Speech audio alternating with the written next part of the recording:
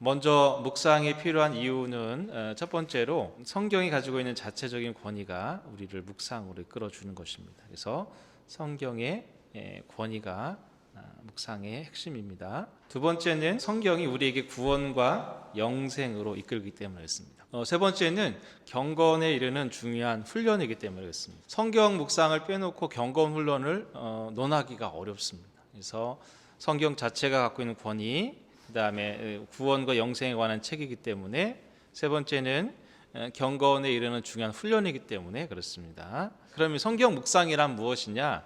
첫 번째는 성경 묵상은 하나님과의 교제이기 때문에 그렇습니다. 실제로 우리가 주님과 친밀해지는 방법이 여러 가지가 있지만 묵상은 바로 그 자체로 주님과의 교제라고 말할 수 있습니다. 두 번째는 묵상을 통해서 실제적으로 하나님의 인도를 받아갈 수 있기 때문에 그렇습니다. 우리가 매일 말로는, 기도로는 하나님 인도해 주세요, 인도해 주세요라고 말하는데, 그럼 인도를 받는다는 게 뭐냐?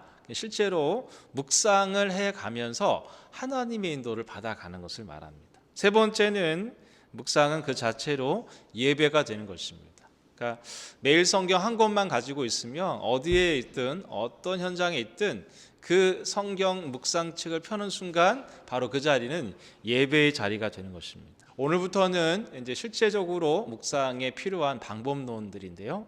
아까도 말씀드렸지만 방법론이라기보다는 성경을 대하는 태도가 전체 방법론을 좌우하는 것 같습니다. 그래서 오늘은 1차적으로 읽기 부분, 다음 주에는 묵상, 그 다음 주에는 적용, 이렇게 세 파트로 나누어서 실제적으로 본문을 좀 해가면서 읽어가고 또 묵상도 해가면서 실제로 방법에 대해서 다루겠습니다. 그런데 전제는 방법론이 중요한 게 아니라 태도가 중요하다. 먼저 좀 전제합니다. 우리가 지지난주 계속 다루었던 것 중에 하나가 디모데전서 4장 7절로 10절 말씀이었죠. 아마 여러분 기억나실 거예요. 4장 7절 10절에 보면 망령되고 허탄한 신화를 버리고 경건에 이르도록 연습해라. 알겠죠? 망령되고 허탄한 신화를 버리고 경건에 이르기를 연습하는 거죠. 그래서 실제로 묵상은요, 연습이 필요합니다. 연습 또는 훈련이 필요하죠. 훈련과 연습이 없이 익히는 것은 아무것도 없습니다. 경건도 연습이 필요해요. 연습. 여기 경건에 이르기를 연습하라 있잖아요. 이 연습하라는 경건의 훈련을 의미하기도 합니다. 훈련인데요, 쉽게 되는 것이 아니고 부단히 반복되는 훈련을 통해서 가능해집니다. 꾸준히 날마다 지속적으로 해야 합니다. 경건에 이르기를 연습해야 합니다. 경건이란 가든이 있습니다. 하나님을 닮아가는데 주님처럼 되어지는 것, 주님을 사랑해지고 주님을 닮아가지는 것인데, 그것은 바로 연습이 필요하다는 것이죠. 자, 그러면 이 연습을 해갈 때 가장 중요한 게 뭐냐? 첫 번째는 사모하는 것입니다. 사랑하는 마음이 되게 중요해요. 베드로전서 2장 2절 말씀이고요. 시편 42편 1절 2절 말씀인데, 베드로전서 2장 2절 말씀 한번 찾아서 읽어보도록 하겠습니다. 시작. 갓난 아이들같이 순전하고 신령한 젖을 사모하라. 이는 이로 말미암아 너희로 구원에 이르도록 자라가게 하려 함이라. 여기서 말씀을 사모하는 자들에 대해서 비유를 설명하는데, 갓난 아이죠. 막 태어난 아이가 어미의 젖을 더듬으면서 그 찾은 어미의 젖을 이렇게 있는 힘껏 빨아들이는 그런 태도, 그것이 바로 말씀을 대하는 성도들의 태도라고 할 수가 있죠. 정말 먹지 않으면 죽는 듯한 그 열정적인 아이의 몸부림을 좀 생각해 본다면, 우리가 묵상하는 일은 정말 방법이 아니라 그냥 말씀을 상고하고 말씀을 묵상하고자 하는 강렬한 사모함, 갈망에서부터 묵상이 시작되는 것 같습니다. 시편 42편 1절과 2절 말씀에 보면요, 여기는 뭐가 등장하냐면요, 사슴이 등장하죠. 사슴이 시냇물을 찾기에 갈급함 같이, 여기 갈급함이 나오죠. 그러니까 사모하는 마음과 갈급한 마음이 묵상을 하게 하는 원동력이에요. 이 두 가지가 빠지면 사실은 묵상은 안 돼요. 여러분, 의무감이나 형식이나 어쩔 수 없이 하거나 뭐 숙제하듯이 한다거나 이렇게 해가지고 묵상이 사실 안 됩니다. 그러니까 묵상은 방법이 아니고요, 이 마음이에요. 마음, 사모하는 마음, 그다음에 갈급한 마음이죠. 두 번째는 무엇을 준비해야 되냐면 시간을 준비해야 되는데요, 규칙적으로 만나는 시간이 필요한데 어떤 규칙이 있냐면 날마다의 규칙이 있어요. 날마다. 매일이라고 하는 시간이 있습니다. 날마다 묵상을 하는 것이 아주 기본입니다. 그래서 잠언서 8장 34절로 36절 말씀에 보면 이런 말씀이 있어요.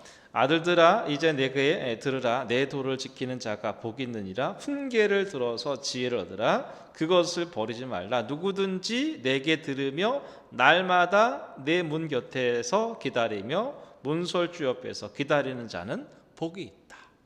날마다 기다리면 날마다 문설주 옆에서 기다리는 자가 복이 있다. 이렇게 돼 있죠.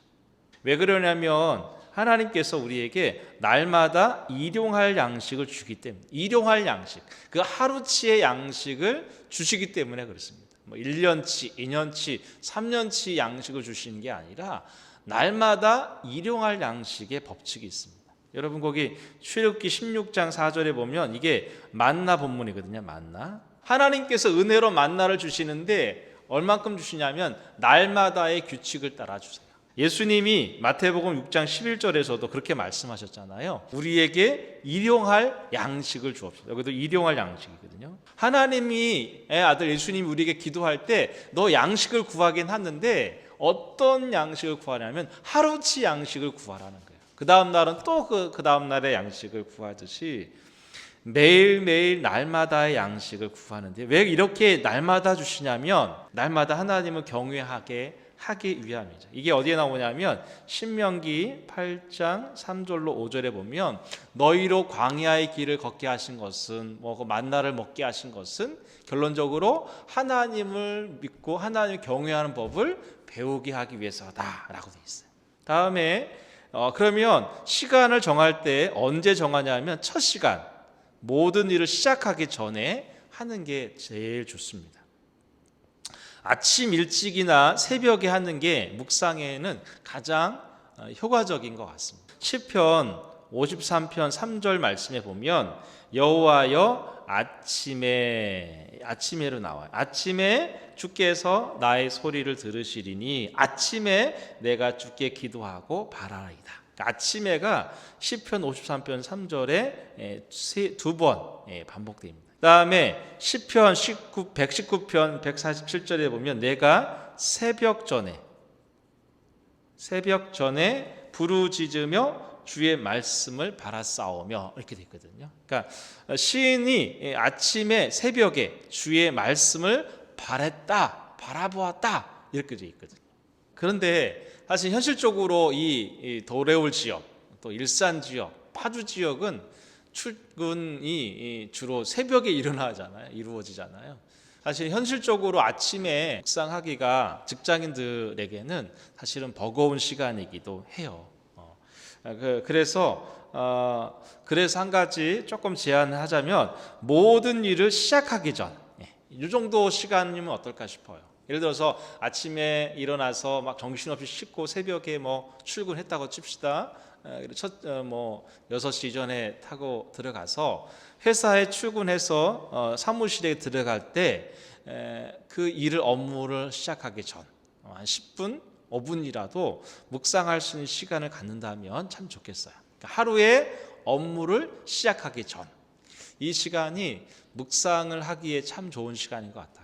마가복음 1장 35절에 보면 새벽 아직도 밝기 전 이렇게 되어 있거든요. 여기 새벽에 이렇게 되어 있는데 예수님도 새벽에 기도하셨는데 이렇게 새벽에 기도하신 다음에 제자들과 함께 사역을 시작하거든요. 그러니까 예수님도 사역 전에 항상 기도하셨어요.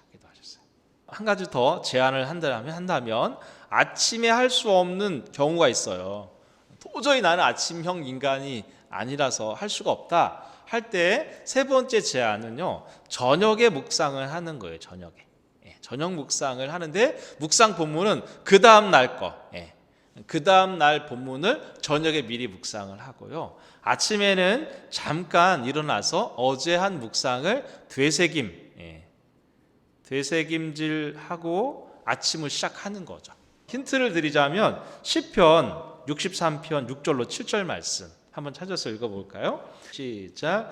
내가 나의 침상에서 주를 기억하며 새벽에 주의 말씀을 작은 소리로 읊조릴 때에 하오리 주는 나의 도움이 되셨으리라. 내가 주의 날개 그늘 안에서 즐겁게 부르리이다. 거기 보면 침상에서, 그렇죠? 침상에서, 그 다음에 새벽에. 그러니까 침상이라고 하는 단어가 성경에 종종 나와요. 보면은 시인들이, 시편의 기자들이 밤에 기도했던 흔적들이에요. 그러니까 여러분, 밤에 기도도 되게 좋습니다. 밤에 묵상하시고 밤에 기도하시고 저녁 시간을 주로 이용하셔도 무방한 것 같아요. 대신 아침에 그 저녁에 했던 묵상을 반추하는 일을 꼭 같이 병행해 주시면 좋겠습니다. 아마 요즘 현대인들에게는 이 저녁 묵상도 상당히 도움이 될 것 같아요. 세 번째 준비는 뭐냐면 장소예요. 장소. 어디서 하느냐도 상당히 중요한 것 같아요. 장소 중에 제일 중요한 건 뭐냐면 하나님께 집중할 수 있는 장소, 하나님 앞에 몰입할 수 있는 장소면 어디든 괜찮겠죠. 방해받지 않는 장소이면 제일 좋은데 어쩔 수 없이 방해가 된다면 그런 매체나 기계들을 이용하는 것도 나쁘진 않은 것 같습니다. 그래도 제일 좋은 건 가정의 방에 조금 홀로 있는 시간, 누구에게도 방해받지 않는 공간이면 훨씬 더 좋겠죠. 우리가 가지고 있는 개역 개정판은요, 사실은 조금 이것도 개정 개혁판인데도 어려운 부분이 있거든요. 요 표준 세번역 개정판 정도 괜찮은 것 같고요. 현대어 성경도 괜찮고 NIV, NASV도 괜찮은 것 같습니다. 네. 다음에 뭐가 필요하냐면요, 교재를 준비해 주는 게 좋습니다. 교재는 저희 이제 매일 성경을 저희 교회는 쓰고 있잖아요. 매일 성경 쓰고 있는데 이 교재가 왜 중요하냐면 매일 소화할 수 있는 분량만큼 정해 놓았습니다. 이게 분량을 정해 놓고 하는 게 중요하거든요. 근데 이 매일 성경은요, 6년이면 성경 66권을 다 묵상할 수 있도록 되어 있어요. 커리가 그렇게 되어 있습니다. 그래서 6년 정도 꾸준히 하면 66권을 다 묵상할 수 있어요. 그 다음에 묵상 교재가 왜 필요하냐면 날짜와 요일이 있어서 스스로 통제하면서 읽을 수 있거든요. 묵상할 수 있거든요. 한 달 돌아보면 내가 몇 번 빠졌네, 며칠 빠졌네 이렇게 딱 나오거든요. 그래서 교재가 있는 게 중요하고요. 그 다음에 적용할 수 있는 적용 질문들이 있어서 적용을 용이하게 해주고요. 그 다음에 어려운 성경책, 레위기나 에스겔, 계시록 같은 거는요, 이해를 도와주는 해석이 있습니다. 해석. 본문 옆에 해석해 놓은 것도 이렇게 읽어보시면 묵상하는데 도움이 될 것 같습니다. 자, 이제 좀 본격적으로 묵상 순서를 좀 살펴보면서 오늘은 읽기 부분을 조금 더 강조해서 실제적으로 한번 해보도록 하겠습니다. 먼저 묵상은 무엇으로 시작하냐면요, 기도로 시작하는 거예요. 기도.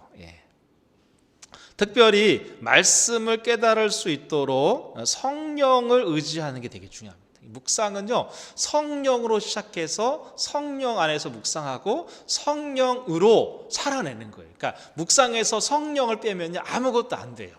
시편 119편 18절 말씀 한번 찾아보겠습니다. 시작. 내 눈을 열어서 주의 율법에서 놀라운 것을 보게 하소서. 그러니까 내 눈을 열어서 주의 놀라운 율법에서 놀라운 것을 보게 해달라 이렇게 되어 있거든요. 한 군데 더 살펴볼게요. 고린도전서 2장 11절 13절입니다. 사람의 사정을 사람의 속에 있는 영 외에는 누가 알리요? 이처럼 하나님의 사정도 하나님의 영 외에는 아무도 알지 못하느니라. 우리가 세상의 영을 받지 아니하고 오직 하나님께로부터 온 영을 받았으니 이는 우리가 하나님께서 우리에게 은혜로 주신 것들을 알게 하려 하심이라. 우리가 이것을 말하거니와 사람의 지혜로운의 가르친 말로 아니하고 오직 성령의 가르치신 것으로 하니 신령한 일은 신령한 것으로 분별하느니라. 그러니까 신령한 것은요, 신령한 것으로 분별을 하는 거거든요. 이 성경이라는 것은요, 성령의 감동으로 기록되었어요. 저자가 성령의 감동하심을 받아서 이 성경을 쓴 거거든요. 그러니까 성경을 읽는 독자에게도 뭐가 필요하냐면 성령의 감동이 필요한 거예요. 아침 묵상할 때 바로 성경을 읽으시면 안 되고요. 먼저 잠잠하게 기도하셔야 돼요. 성령 하나님, 오늘도 지혜와 계시의 영을 부어주셔서 성경을 읽을 때 주의 놀라운 법을 깨닫게 해달라고, 내 영안을 열어달라고 기도하셔야 돼요. 기도 없이 묵상하시면요, 이렇게 겉돌게 되고요, 되게 관념적이고요, 조금 이렇게 가슴이 뜨거워지지 않는 먹먹함, 냉랭함이 있어요. 그래서 기도가 묵상 전에 꼭 필요합니다. 성경은 진리의 성령이 오셔서야 우리 깨달을 수 있기 때문에 반드시 기도가 필요합니다. 그래서 여러분, 그 강의 안에 제가 빈칸을 해놓았는데, 오늘 하루를 열게 하신 하나님께 먼저 감사로부터 시작하는 거예요. 그 다음에 떠오르는 회개, 또 삶을 누르고 있는 짐을 일단 내려놓으셔야 돼요. 그러니까 이게 묵상이 안 되는 이유가 죄와 짐, 이 두 가지가요, 뭘 발생하게 하냐면요, 분심을 작동시키거든요. 그러니까 묵상이 잘 안 되는 이유 중에 하나가요, 내 마음에 분심이 너무 많아. 그렇기 때문에 이런 부분들을 어떻게 되냐면 내려놓도록 기도해야 돼요. 그 다음에 뭘 구해야 되냐면요, 듣는 마음을 구하셔야 돼요. 듣고 싶은 말을 내려놓고 들려주시는 말씀을 들으려고 하셔야 돼요. 그 다음에 네 번째는요, 성령님을 의지하셔요. 성령님을 의지하시고, 오늘도 이 말씀 묵상 안에서 성령님께서 어떻게 하냐면, 이거를 이제 영어로 보면 illumination, 조명, 성령의 조명하심. 성경 묵상할 때 성령께서 이렇게 눈을 열어주셔서 그날 본문이 눈에 확 들어오게 성령님을 의지해야 돼요.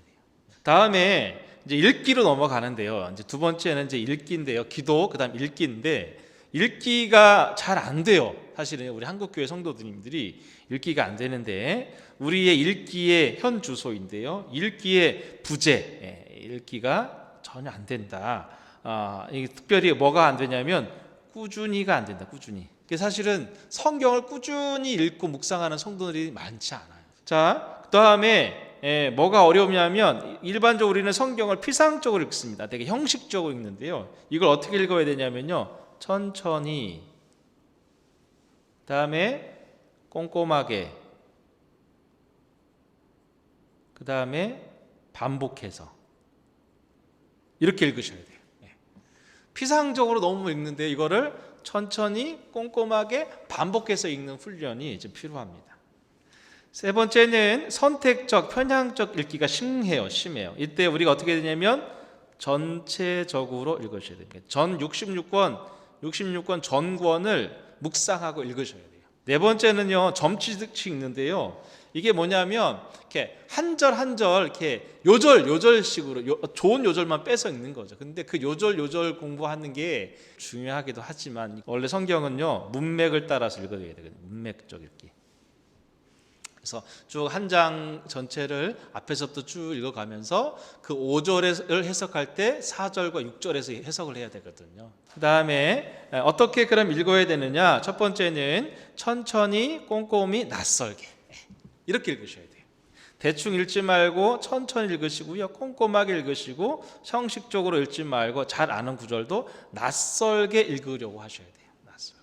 그 다음에 세 번 읽기인데요, 제가 이제 오늘 좀 강조하고 싶은 게 반복적으로 읽기예요. 반복해서 읽기. 그러면 어느 정도 읽어야 되느냐? 제가 제안 드리고 싶은 것은 3번 정도는 묵상할 때 본문을 읽어주는 게 좋다. 더 읽으시면 좋은데요, 3번. 첫 번째는 그날 본문을 눈으로 읽습니다. 그때 입으로도 같이 읽는 겁니다. 소리 내면서 눈으로 읽고, 소리 내면서 읽으면서 귀로도 듣고. 그래서 본문 중심 전체의 문맥을 고려해 가면서 처음에 읽을 때는 눈과 입으로 읽습니다. 이건 전체 숲을 보는 거죠. 숲을 보는 거고요. 두 번째는 손과 펜으로 읽습니다. 이렇게 눈으로 읽고 눈이 여기 아니죠? 눈으로 읽고 입으로 읽고 그 다음에는 두 번째는 밑줄을 그으면서 읽는 거예요. 그래서 하나님 찾기, 하나님이 나오면 거기 밑줄 긋고 등장인물의 행동이나 특징이 나오고 또 내 마음에 좀 감동이 되는 거기도 밑줄 긋고 이렇게 두 번째 읽을 때는 밑줄을 그으면서 읽는 거예요. 그래서 두 번째 읽기는 손으로 읽기 이렇게 하시면 돼요. 손으로 읽기. 세 번째 읽을 때는 마음으로 읽기예요. 마음으로. 그래서 느낌인데요. 이게 포르투갈어로 센티르라고 해요. 센티르인데요. 센티르가 이게 포르투갈어로 무슨 말이냐면 느낌 혹은 떨림이거든요. 성경 읽다 보면 내 마음에 이렇게 파동을 일으키고 마음에 떨림을 주고 어떤 느낌을 탁 주는 말씀이 있거든요. 그런 말씀을 이제 마음으로 음미하는 거예요. 그래서 이건 마치 산림욕을 하는 것처럼 산림욕을 하듯이 그 숲 안에서 충분히 호흡하면서 그 숲의 기운을 먹는 거죠. 그래서 이 세 번째 읽기 할 때 조금 머무르면서 그 말씀을 음미하고 내 안에 체화시키는 거죠. 세 번 정도는 묵상을 할 때 읽어주시면 좋아요. 다 연습이에요. 연습. 한 번 읽고 두 번 읽는 것도 한번 해보고 그 다음 세 번 읽기도 자꾸 연습해보면서 자꾸 늘려가는 거죠. 그리고 어느 순간 내 마음에 이렇게 이렇게 감동을 주는 말씀은 조금 더 머물러서 그 맛을 조금 더 음미해 보는 거죠. 근데 그 묵상으로 들어가겠죠. 그 세 번쯤 읽으면 묵상할 수 있는 말씀을 하나 딱 붙잡게 되어 있어요. 그 말씀을 붙잡고 이제 묵상으로 들어가는 거예요. 읽기가 잘 되면 묵상도 자연스럽게 잘 되겠죠. 세 가지 읽기만 잘 해보셔도요, 묵상에 상당한 진전이 일어날 거라고 저는 확신해요. 저도 이런 과정을 겪었거든요. 그래서 묵상할 때 읽기가 중요합니다. 그 다음에 읽기가 되면 그 다음 단계로 묵상으로 들어가는데요. 이건 묵상은 이제 다음 주에 더 자세히 하겠습니다. 오늘은 원리만 가르치겠습니다. 묵상의 대상은 성경이고 성경을 통해서 삼위일체 하나님을 묵상하는 거예요. 여러분, 성경 묵상할 때 가장 중요한 건 뭐냐면 가센터드예요. 하나님을 중심으로 묵상하는 거예요. 하나님 묵상하는 게 성경 묵상이에요. 여러분, 성경 묵상은요 다 하나님 묵상이라고 하면 돼요. 왜 성경 묵상이 어려우냐면요, 이렇게 묵상 훈련을 잘못 배운 분들은 내게 주신 교훈을 찾아서 오늘 뭘 적용해야지 적용의 노이로제에 걸려가지고요 묵상이 너무 힘든 거예요. 근데요, 그냥 그날 하나님을 쭉 묵상해도요 충분해요. 하나님의 신실함, 하나님의 성실함, 하나님의 오래 참으심만 이렇게 많이 음미하고 그 자리에 머물러 있다가 나와도 괜찮아요. 더 할 얘기가 많지만 넘어가겠습니다. 성경 묵상은 말씀과 나의 삶을 연결해주는 과정이다. 연결이라는 것이 영어로 engagement잖아요. 그러니까 연결해 가는 거예요. 그러니까 아까 말씀드렸잖아요. 성경 말씀은 하나님의 이야기, 그랜드 스토리라면 나의 삶은 마이너 스토리잖아요. 그러니까 자꾸 묵상이 왜 공허하고 관념적이냐면 그냥 묵상과 나를 별개로 두는 거예요. 별개로. 근데 나는 묵상을 이렇게 성경을 쳐다보는 사람으로만 있는 거예요. 관중으로만 있으니까 내 삶의 변화가 아무것도 없어요. 관중으로는요 변화가 없어요. 내가 선수가 돼서 그라운드로 들어와야 돼요. 그 다음에 세 번째는요, 묵상은요 뭐냐면 묵상은 성경이 나를 해석하도록 내어드리는 일이에요. 요한계시록 3장 8절 말씀이에요. 볼지어다 내가 내 앞에 열린 문을 두었을 때 능히 닫을 사람이 없으리라.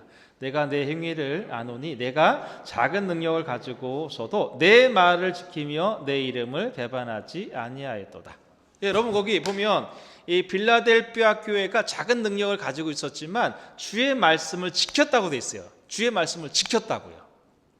그러니까 이 빌라델피아 교회 성도들이 주의 말씀을 지킨 거예요. 그런데 결과적으로 뭐예요? 그 말씀이 교회를 지켜준 거죠. 그러니까 내가 성경을 해석하는 것처럼 보이지만 시간이 지나 보면 성경이 나를 해석하고 내가 성경을 지켜가고 있는 것처럼 보이지만 시간이 지나면 그 성경의 말씀이 나를 지키고 계신 거예요. 그래서 묵상을 하는 것은 매일매일 어떻게 우리가 꿀같이 떨어지는 은혜를 맡기게 하겠어요. 그런 날이 없는 날도 있어요. 맨날 어떻게 우리가 홈런을 칩니까? 그런데 하는 게 중요해요. 이렇게 묵상하는 삶을 쭉 살다 보면 내가 묵상하는 것처럼 보이지만 실제로 묵상하는 나를, 그 말씀이 나를 지키시고 있다는 거예요. 히브리서 4장 12절 말씀 잘 아시잖아요, 여러분. 하나님의 말씀은 살아있고 활력이 있어 좌우에 날선 검과 같죠. 그래서 내 혼과 영과 관절과 골수 찔러 쪼개져. 그래서 여러분, 성경 묵상은요, 나를 찌르는 거예요, 나를. 그다음에 야고보서 1장 23절에 보면요, 성경은 뭐라고 돼 있어요? 거울이래잖아요, 거울. 자기를 보라는 거예요, 자기를. 자, 그다음에 묵상을 할 때 두 가지 질문, 매일 성경에서 추천하는 두 가지 질문이 있어요. 첫 번째는요, 사도행전 22장 6절부터 11절에 보면 다메섹에서 예수님을 만난 바울이 간증한 이야기인데, 그때 8절에 내가 대답하되 주님 누구시니까 하니, 밑줄 보세요. 주님 누구시니까. 주님 누구시니까. 다메섹에서 예수님을 만났을 때 바울이 던진 첫 번째 질문 뭐예요? 주님 누구십니까? 두 번째 10절 말씀이죠. 10절 말씀 한번 읽어보죠. 22장 10절 말씀입니다. 내가 이르되 주님 무엇을 하리까? 밑줄 그으세요. 내가 무엇을 하리까? 그러니까 바울이 던진 두 가지 질문, 주님 누구십니까? 내가 무엇을 하리까? 그러니까 이거를 우리가 묵상할 때 던지라는 거예요. 근데 이게 이제 오랜 시간 지나면요, 이 두 가지가 딱 구분되지 않고 어떨 땐 섞여 있기도 하고요. 괜찮아요. 처음에는 좀 구분해서 질문해 가면서 묵상하시고요. 어느 시간도 10년, 좀 20년 지나면요, 이 두 가지 질문이 섞여 있기도 해요. 근데 이때 제일 중요한 건 뭐냐면요, 이거겠죠. 하나님은 어떤 분이신가? 하나님 찾기가 제일 중요한 질문이에요, 묵상에서. 마무리는 뭘로 하냐면 기도로 마치는 거예요. 기도로 열었으니까 기도로 마쳐야겠죠. 깨달은 말씀을 근거로 구체적으로 기도하는 거예요. 기도는 어디서 출발하냐면 기도에서 묵상으로 들어가고 묵상에서 나와서 기도로 들어가는 거예요. 그냥 막연하게 중언부언하는 게 아니라 중간에 뭐가 있어요? 말씀이 있어야 돼요. 말씀에 기초해서 묵상한 말씀을 가지고 기도하는 것입니다. 그래서 그것을 노트에 기록하시고 감사, 회개, 간구, 중보 기도로 구체적으로 이어가시면 되겠습니다. 자, 그렇게 하고 나서 꼭 나눔으로 나아가는 거예요. 이건 이제 우리 순모임 얘기죠. 순모임 속에서 묵상한 말씀을 나눔하는 것입니다. 그냥 순모임 하면 안 되고요. 묵상한 말씀을 기초하고 있습니다. 물론 이제 묵상이 안 되는 분들은 그날 설교를 가지고 나누긴 하지만 묵상한 말씀으로 나누도록 교회에서 안내하고 있습니다. 나눔을 하게 될 때 비로소 연합이 되고요, 위로와 도전을 받게 되고 지속적으로 묵상을 할 수가 있습니다. 묵상 나눔 그룹이 너무너무 중요해요. 왜냐하면 지속적으로 하게 되거든요. 자, 마무리 복습하겠습니다. 마무리 복습합니다. 오늘 묵상 실습에서 읽기 했습니다. 읽기 했고요. 첫 번째 묵상의 준비는 무엇입니까? 사모하는 마음, 한마디 요약하면 간절함이죠. 사슴이 신의 물을 찾기에 갈급함, 간절함이죠. 시간은 어떻게 하죠? 날마다 새벽 정한 시간, 가급적 일을 시작하기 전 또는 저녁도 괜찮겠죠. 장소는 한적한 곳, 성경을 쉬운 번역본, 교재는 매일 성경으로 하시면 되겠습니다. 자, 읽기는 어떻게 합니까? 먼저 기도로 시작하죠. 감사, 회개, 듣는 마음, 성령님을 꼭 의지하시고요. 읽을 때는 어떻게 읽어야 되냐면 천천히 꼼꼼히 낯설게 3번 읽으시고요. 3번은 어떻게 해요? 입으로 한 번, 손으로 한 번, 마음으로 한 번 읽자. 그리고 기록하면서 묵상하시면 됩니다. 하나님 묵상하기, 나의 삶과 연결하기, 나를 해석하기. 이거 기억하시죠? 하나님 묵상 중요하다고 말씀드렸고요. 그 다음에 두 가지 질문법, 하나님은 어떤 분이신가, 내게 주신 교훈은 무엇인가, 이거 있죠. 그 다음에 기도하기, 묵상 노트를 기초해서 기도로 하시고요. 나눔할 것들 체크했다가 주일에 한번 순모임 때 나누어 주시면 되겠습니다. 감사합니다. 감사하고요. 오늘도 강의 들으시느라고 수고하셨습니다. 하나님께 영광의 박수 올리겠습니다. 감사합니다.